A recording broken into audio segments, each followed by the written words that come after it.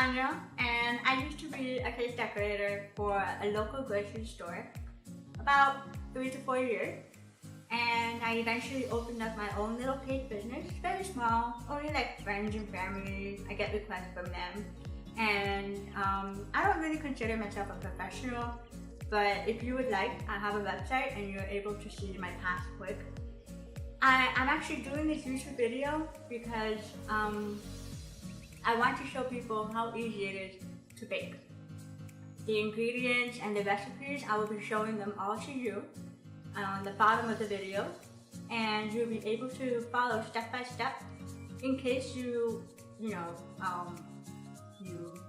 miss out on something that I said or you're not able to follow up. You'll be able to see that below the video. My channel is going to consist of step-by-step tutorials that ranges between small mini desserts to cakes. I will be uploading new content every week, so don't forget to subscribe to my channel. Also, don't forget to follow me on Facebook and Instagram. I will be posting a link down below so you can see some of my work. Thanks for watching, and I'll see you in the next video.